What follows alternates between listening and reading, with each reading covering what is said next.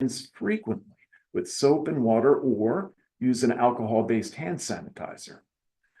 Although we don't have statewide totals of influenza-associated deaths, the CDC estimated that last flu season, flu contributed to more than 28,000 deaths nationally. Now, our department does get notified of any pediatric flu death.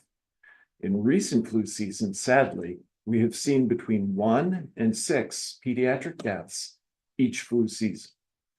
This season in Ohio, we've had 3, 1 apiece in Allen, Cuyahoga, and Gallia counties. We encourage everyone to get an annual flu vaccine and to take this illness seriously. Now, as I'm sure most of you know, Ohio has been hit hard with bird flu in birds, mostly on poultry farms. The Ohio Department of Agriculture is the agency to contact for any questions you might have on bird flu in animals. Here at ODH, our focus is on protecting people against this illness. Fortunately, according to the CDC, the current public health risk from bird flu remains low.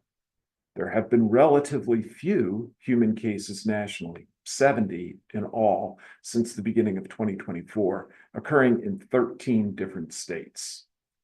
One of those cases occurred here in Ohio, as we announced last month. A man in Mercer County who is at a higher risk than the general population due to work-related contact with affected poultry contracted bird flu. He was hospitalized, but has since recovered. The best way to prevent bird flu is to avoid unprotected exposures to sick or dead animals or to their environment. People should generally avoid contact with wild birds and observe them only from a distance if possible. People should also not eat uncooked or undercooked animal products, including raw or unpasteurized milk or dairy products. However, it is safe to eat properly handled and cooked poultry products and pasteurized dairy products. Now, let's turn to our main topic today, Ohio's childhood immunization rates, and in particular, looking at those rates through the lens of the nation's ongoing measles outbreak. Last summer, I spoke about a slight drop in our statewide childhood vaccination rates for the 23-24 school year. Rates had risen the previous 2 years, and we were disappointed in that decline. Unfortunately, the downward trend has continued. Our 24-25 school vaccination rates now show that the percentage of kindergartners who are up to date on all recommended vaccines is 85.4%. That's down from 86.2% in the previous year. And the percentage of students who were up to date on measles, mumps, and rubella vaccine, called MMR, fell from 89.2% in the 23-24 school year to 88.3% in this most recent school year. Compare that to the 2019-2020 school year, when the state's MMR vaccination rate was 92.5%. Or compare that to the national rate of 92.7% in the 23-24 school year, the most recent data available from the CDC on the national level. This decline is alarming, especially given now that we've seen multiple serious outbreaks in the country in recent years. Obviously, there's one ongoing now, centered in Texas and New Mexico, but not exclusive to those states. And the outbreak has sickened now more than 300 people. We have not had a case in Ohio this year, but in late 2022, we had an outbreak which involved 85 cases, all in central Ohio. Of those 85, 36 required hospitalization. And importantly, out of the 85 cases, 94% were unvaccinated. Now, There were a few of those who were too young to have received their first MMR dose, which is recommended between 12 and 15 months, but there were many who were old enough to have been vaccinated and were not. My question is, why would we not want to protect our kids from measles? We have the MMR vaccine, which is highly effective. The recommended two-dose regimen for children has been proven to be 97% effective at protecting against measles. And we also know it is very safe. There have been some spurious claims in the past that the vaccine is connected to autism, but those claims have been debunked, and there is no evidence of a connection.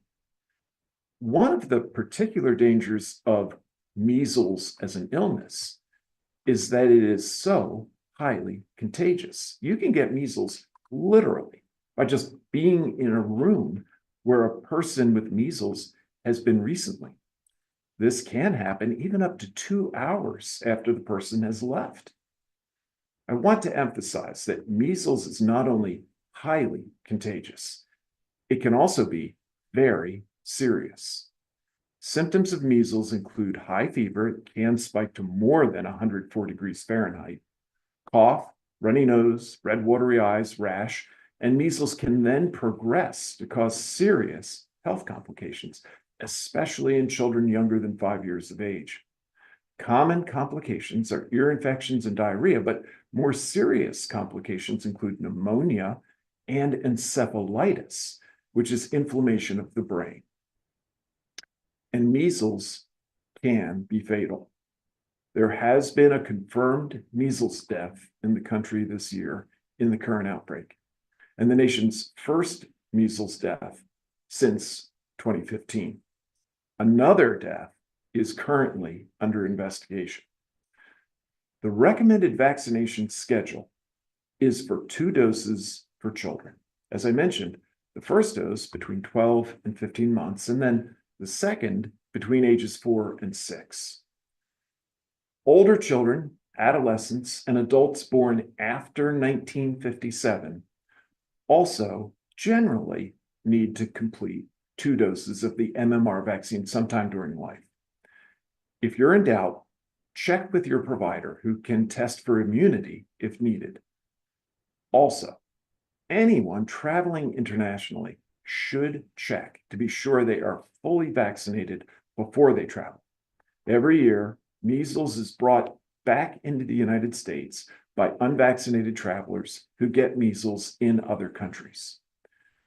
Because of the remarkable success of the MMR vaccine, we thankfully don't have many healthcare providers in Ohio who have a lot of direct experience caring for patients with measles. But our guest today certainly has had that experience. So now, to help us better understand the impact that measles can have on our children, I want to welcome in Dr. Matthew Washam, an infectious disease doctor at Nationwide Children's Hospital and an assistant professor in the Department of Pediatrics at The Ohio State University College of Medicine. Dr. Washam, you have cared for children who have been sick with measles, as many of the children from the outbreak in Ohio 3 years ago were in fact treated at Nationwide Children's. Can you tell us a little bit about what you saw? How sick were the children, and how serious can measles really be? Appreciate the opportunity to join this call.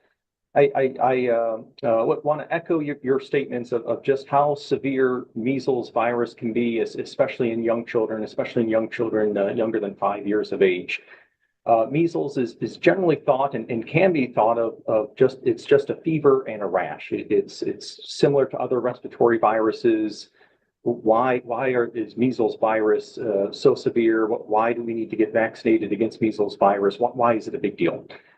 Measles virus not only is very contagious, the most contagious respiratory virus, but in young children it can cause complications really of every organ system.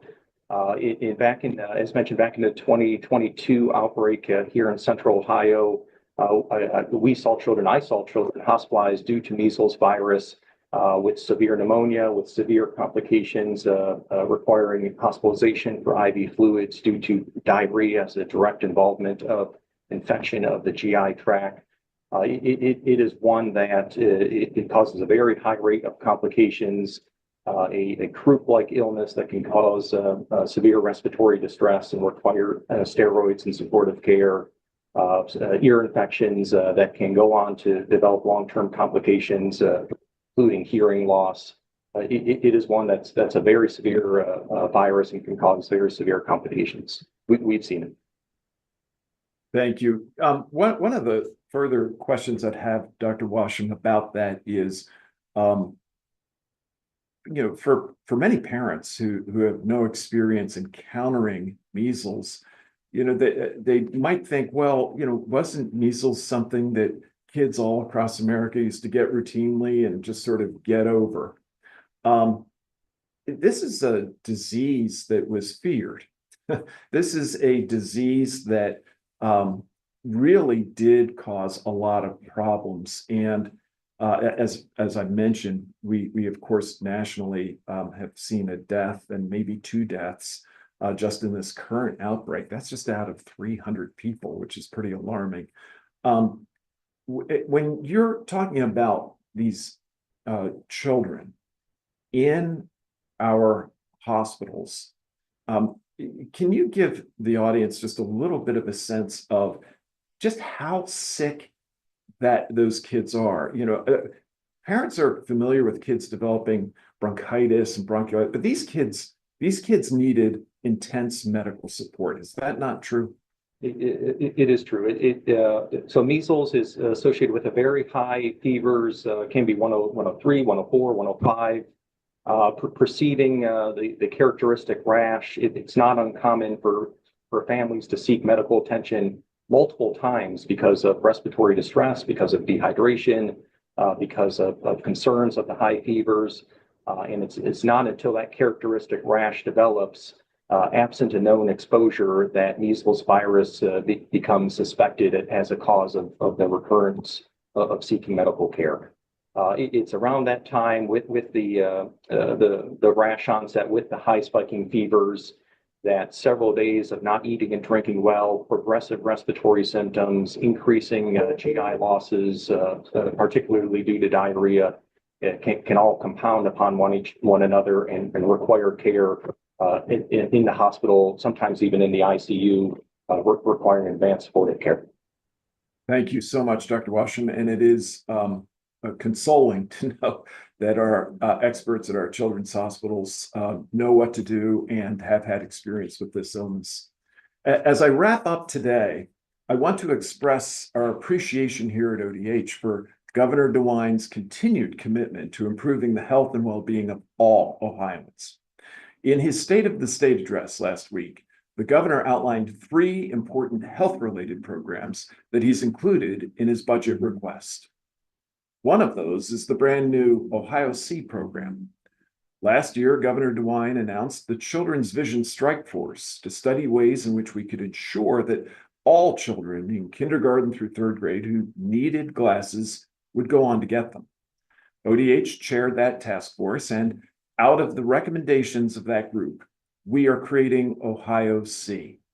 We're excited about the potential. Far too many Ohio children who are flagged for follow-up care after a school vision screening are simply not getting that follow-up care.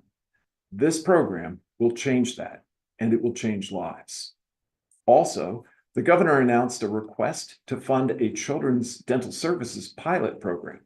It's clear that many children in Ohio do not get proper dental care, and untreated oral health issues can lead to more serious health issues as they grow into adulthood.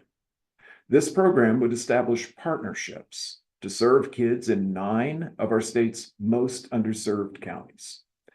And finally, the governor has asked for additional support for the state's school-based health clinics. These clinics are clearly a success story in Ohio, bringing much-needed primary care right into schools and reducing some of the barriers to care that too many Ohioans face. Right now, ODH helps support school-based health centers in 49 school districts located in 27 counties. And we're happy to report that ODH funding will allow the Bel Air School District in Belmont County to open its new school-based health center soon. All of these programs are innovative, creative, and are raising the level of healthcare services in Ohio. Thank you. And Ken, I think we are ready to take questions.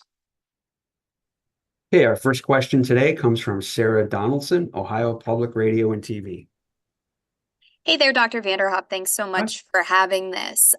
So you mentioned, what you called spurious claims about vaccines and concerns about vaccines. Data shows that there are rising concerns about vaccines, that more adult Americans have hesitancy about getting vaccines. How do we buck this trend in Ohio? And,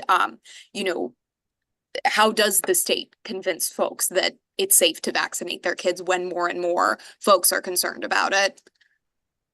Well, thanks for that question. It's such an important one. And I think that the challenge is for us to work hard together to get as much good information out there as we can. Yeah, I was so pleased this fall when we were able to have Dr. Paul Offit, who many recognize as one of the great scientific innovators in the development of childhood vaccines, who was able to speak, I think, fairly authoritatively to just how safe our childhood vaccinations are, and to really reaffirm that the past claims about autism, and particularly the MMR vaccine, are completely unfounded. But I also completely understand, as a father and a grandfather, how much parents care and worry about what they are exposing their children to. And this is where having conversations with trusted healthcare providers, conversations within families and with friends becomes so important. What I want to reassure all Ohioans is that our childhood immunizations are life-saving. They make a profound difference in the health of all Americans. It is really a tragedy that we see so many of these illnesses that are running relatively poorly controlled or unchecked in other parts of the world. And yet here in the United States, over the past decades, we've done a pretty good job of tapping down some of these very dangerous diseases. But we can't forget that they are still out there and that we are still vulnerable to them because we live in a global environment. But I do understand and respect the decision-making that parents need to engage in, that they need to go through. But I also think if they balance the risks against the benefits clearly and dramatically outweigh the concerns about relatively minor risks associated with these vaccines. And I would like to turn, if I could, to my colleague, who, as a pediatric infectious disease doctor, is, I think, well positioned to have ideas on this question as well. Dr. Washam, do you have anything you would like to add? I echo all those statements, Dr. Vanderhoff. I think it's important to have these discussions with trusted healthcare providers. The emphasis is on that these vaccines work very well. The fact that we have taken the most contagious respiratory virus, measles, and have eliminated ongoing transmission in the United States is reflective of that, just how well these vaccines work. But also highlights, as the current outbreak highlights as well in the nation, is that if any of these viruses or pathogens circulate in the globe, we are at risk. And so it's getting trusted sources of information, such as from the Ohio Department of Health, and the Centers for Disease Control in having those conversations. Okay, our final question today comes from Patrick Keck, Gongwer News Service. All right. Thank you, everyone. I just had a question regarding, I guess, kind of what has been like maybe what the federal response has been towards the measles outbreak. The Secretary Kennedy, he's saying, he's saying the value of the MMR vaccine, but he's also making note of vitamin A and how that could maybe reduce deaths as a result of measles. I guess my question is like, what should people know about vitamin A in terms of how it can maybe complement the vaccine, or like what's kind of like the medical response to some of these claims that the secretary's made? Well, I was pleased to see in the CDC's messaging around the outbreak and what families can do to respond that the CDC and the Secretary have been very, very clear about the benefits and the importance of vaccination. The primary step that we can take to protect ourselves and our families from the devastating potential effects of measles is to be vaccinated. Nothing else is going to provide us with nearly the profound levels of protection that vaccines can provide. Now, we do know from international data, particularly in countries where vaccination rates are not nearly as good as historically they've been in the United States, that particularly among some unvaccinated children who are hospitalized, there may be benefit to the addition of vitamin A to their treatment or therapy. However, I would caution against looking to vitamin A as an effective preventative for this illness, as the data, at least that I'm aware of, really does not point in that direction. Another concern or caution is that vitamin A is one of those vitamins that you could relatively easily end up overdosing on. Too much vitamin A is not a healthy or good thing, and one has to be very careful with vitamin A supplementation. Dr. Washam, is there anything that I might not have covered, or any additional information that you would want to share? We get this question commonly as well. The role of vitamin A, excuse me, the role of vitamin A is in helping to prevent the severity of infection in children or individuals infected with measles after they've already become infected. As Dr. Vanderhoff, as you mentioned, the bulk of that data are in countries in which there is much higher rates of vitamin A deficiency than in other countries such as the United States. There are very limited data within the U.S. The measles-containing virus vaccine, MMR, is how you prevent measles virus in transmission. Vitamin A would not prevent it. Okay, thank you everyone for joining us today. And Dr. Vanderhoff, do you have any concluding remarks? Well, thank you again, everyone, for joining us. Thank you, especially Dr. Washam, for being our guest this morning. And thank you for your continued attention to this very, very important topic. Thank you. And this concludes today's press conference.